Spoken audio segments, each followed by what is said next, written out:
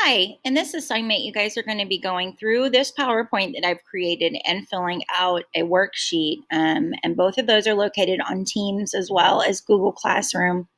I've pushed out the information about joining Teams on Kidem so that you can join there because we've been having some issues with Kidem, and I just want us to all be able to kind of access material.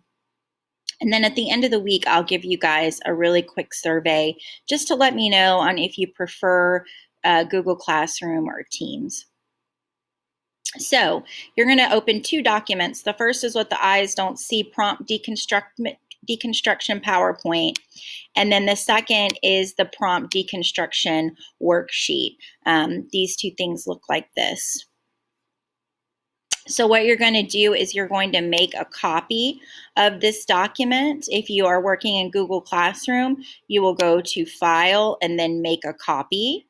If you are working in Microsoft Teams, then you will, once this stops spinning, you will just make a copy in your own Word document and it will look like this. That way you can type in your answers, and if you prefer to print, you of course are welcome to do that as well, and then take a scan or a picture and upload it for me. So in this PowerPoint, it's fairly self-explanatory, but I'm just going to kind of go over some basics. Whenever we are preparing to write something, we want to be fully versed and understand what it is that we're actually being asked to write about. So one way that we do that is that we really look at the prompt. So we are responding to the first two prompts that we give as options for the seniors that were coming into this class. So you probably saw this on the summer reading page. This is in response to our summer reading book, What the Eyes Don't See, by Dr. Mona Hanna-Attisha. So first things first is that you are going to read the prompts. So I want you to take a second and read the prompts and make sure that you have our prompt deconstruction document ready to go to follow along and take notes. So you'll see that there are two prompts. Number one is, what are the connections between Dr. Mona's stories of Iraq and those of the Flint water crisis?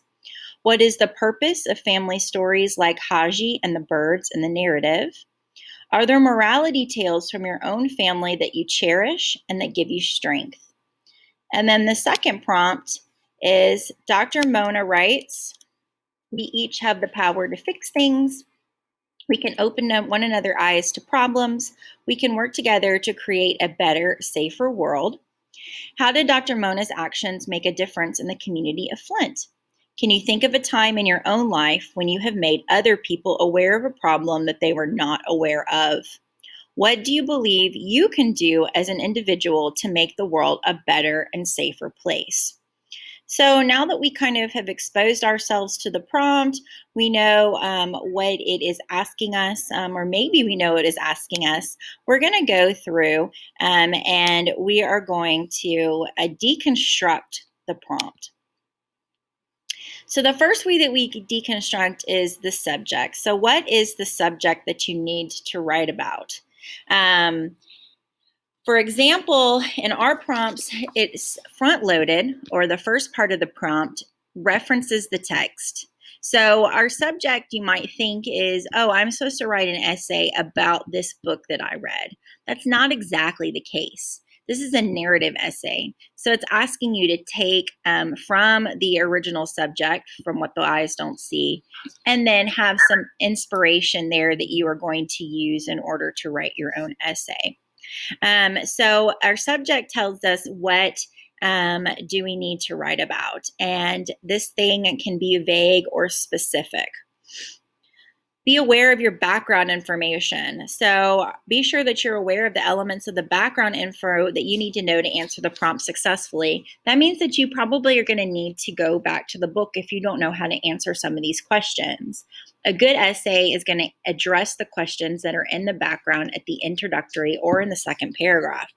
So if I take a look at the subject in prompt number one, the first thing that I have is, what are the connections between Dr. Mona's stories of Iraq and those of the Flint water crisis? So I need to kind of be aware about what those things are. And then I need to think about what's the purpose of family stories that are kind of peppered throughout this entire book, like Haji and the Birds. It's just one example. There are other examples of family stories that we encounter in the book. And then we have to ask ourselves, what are there morality tales from my own family that you cherish and give you strength? So we've got some background stuff, and then we have the actual subject. And the actual subject of this essay is, are there morality tales from your own family that you cherish and give you strength? So, what do you need to know in order to address the prompt? First, you need to show that you understand the connections between Flint and Iraq. And then you need to make sure that you know or have a theory about what you think the purpose of the story of Haji and the Birds is. You need to know what a morality tale is. So, if you don't know what a morality tale is, you need to go and look that up. And then you need to know your own family stories that are important. Let's take a look at prompt number 2. So, background. We've got a quote. We each have the power to fix things, etc. What is that quote even saying? So put that quote into your own words. And you'll notice on our prompt deconstruction document, I have space for that. So write down, what do you think that this quote is actually saying? Then we have the next background element, which is, how did her actions make a difference? So what did she do to make a difference in the community of Flint? And then we get into the subject. So the subject is asking you, can you think of a time in your own life? So have you ever made somebody aware of a problem that they didn't know about? Or if you don't have that, then you might think of, have you ever thought about making someone aware of a problem that they don't know about? And then the second part is, what can you do to make the world a better and safer place? Now, note, those are two completely different subjects. So if you write on this, you don't want to pick both. You want to choose one or the other, because you only have 500 words to write in. We want to make sure that those are really focused words. The next thing that we have to think about is the speaker. Well, I've already given away to you that in this case, you're the speaker because it's a narrative essay. Now, in all cases, you're writing the answer, but are you writing it as a student, a citizen, or an authority? And so the prompt is going to tell you who you are as the writer.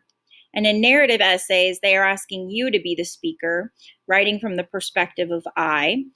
So first person will make your narrative essays a little bit more effective and powerful.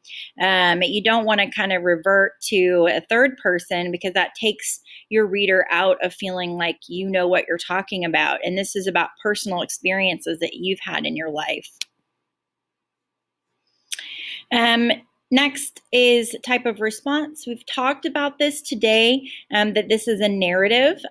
So this will be helpful for other future prompts when we kind of want to look down and see what kind of response that we're asking. And you might be wondering, how do I know that this is a narrative response? So one is that the key is, are there morality tales from your own family? So that asks you to think about your own family and your own experiences. And then we have that keyword you. Can you think of a time? What do you believe you can do? So that's how we know that those are narrative prompts, and they're asking you specifically to address it from that first person perspective. Task. So what is the prompt asking you to do? And the key here is that you have to read the detail carefully to identify exactly what you need to do. So this essay, both of these prompts repeatedly address. So remember, this essay is not about the book.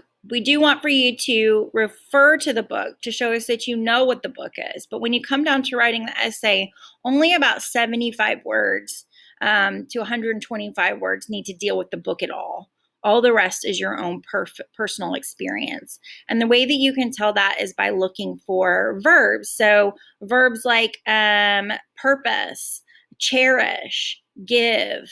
In the second prompt, this whole entire prompt is about actions. So making you think about actions that you've taken. So we're asking in both prompts for you to make a connection between the book and your own life. And so we want for you to illustrate that you understand what the book said, you understand what happened in Dr. Hannah Atisha's life.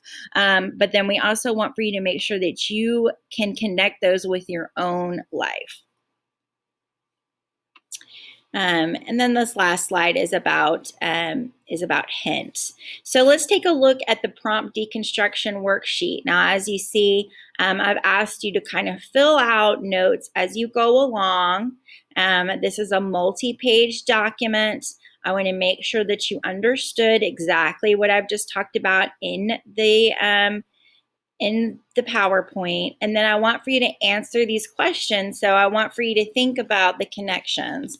We have to break down both prompts in order to decide which one do you want to write about, which one do you have the most attachment to, which one do you have enough background for. So you'll fill out this entire document, and then you'll make sure that you turn it into me no later than the 20th of August by 11:59 p.m. Thank you.